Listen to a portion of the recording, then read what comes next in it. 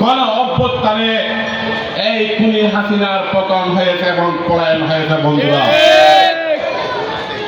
পতন হওয়ার পরে এই বাংলাদেশকে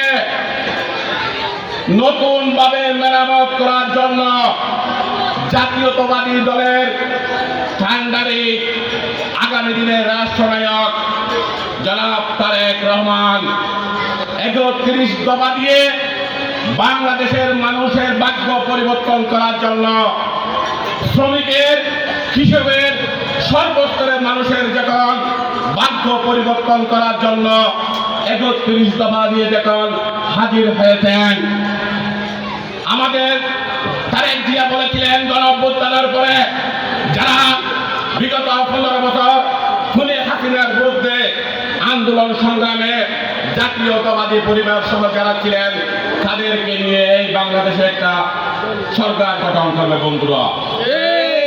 কিন্তু যারা বিগত এক সময় রাজাকার, যারা মা বোনদের ইজ্জত খালি করেছিল, এই জামাত ইসলাম এক সময় বিএনপির দানস্তরা দিয়ে অনেক জায়গায় এমপি হয়েছিল বন্ধুরা। আজকে যিনি জামাতের আমির, আমরা দেখেছি অনলাইন এবং সোশ্যাল মিডিয়ায় তিনি 3 বারে নির্বাচন করেছিল, ১৫,০০০ ২০,০০০ থেকে ভোট পায় নাই বন্ধুরা। আজকে জাতীয়তাবাদী পরিবারের বিরুদ্ধে বিভিন্ন ধরনের অপব্যাখ্যা করে জাতীয়তাবাদী দলের বিরুদ্ধে কাজ করে যাচ্ছে বন্ধুরা। আমাদেরকে সজাগ থাকতে হবে। আমরা দেখেছি কিছুদিন আগে আমাদের নাগরিক পার্টির মামলা বলেছে এই জামাত গণ অভ্যুত্থানের পরে চকরিয়াতে কোন ধরনের আওয়ামী বিরুদ্ধে কোন ধরনের কোন কর্মসূচি দেয় নাই। বাড়িতে বলতে দেখুন এই চকরিয়ার করে এনেছিল।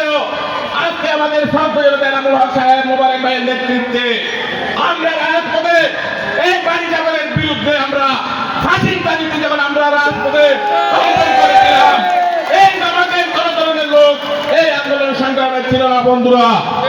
আজকে তারা মা বোনদেরকে ঘরে ঘরে গিয়ে তাদেরকে বলতেছে আপনারা যদি মৃত্যু হয়, মৃত্যুর পরে আল্লাহ জিজ্ঞাসা করবে আপনারা ভোট কোথায় দিয়েছেন। দাড়ি পাল্লায় দিলে আপনারা বেহেশতে যাবেন, দাড়ি পাল্লায় না দিলে আপনারা বেহেশতে যাবেন না।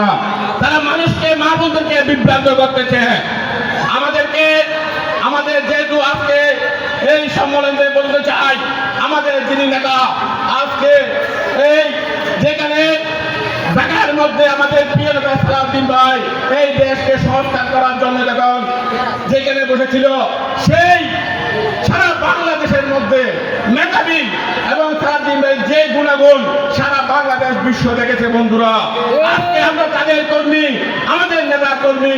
আমি আরেকটা কথা বলতে চাই, আমাদের কক্সবাজার জেলা বিএনপির সভাপতি শাহজাহান চৌধুরী একটা মিটিংয়ে দেখেছি, বলেছে আমি সালাউদ্দিন ভাইয়ের এলাকায় যদি একজন কর্মী হতে পারি সেজন্য আমি সৌভাগ্য, আমি কক্সবাজার জেলার সভাপতি হলাম।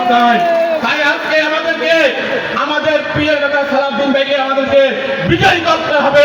সেই জন্য এই সম্মেলন যারা এসেছেন সবাইকে, মা বোনদেরকে এই বাহিনীর বিরুদ্ধে যে অপপ্রচার চালাচ্ছে তার বিরুদ্ধে আমাদেরকে মা বোনদের বুঝিয়ে আগামী দিনে এনাম সাহেবের নেতৃত্বে, মোবারক ভাইয়ের নেতৃত্বে এই চকরিয়া পেকুয়াই যিনি যেই জামাতের প্রার্থী হয়েছে সে হলো বাড়িজাপুরের বাকিনা মিজানের বরাদ্দমায় আমাদের সাথে তাদের আদালত আছে।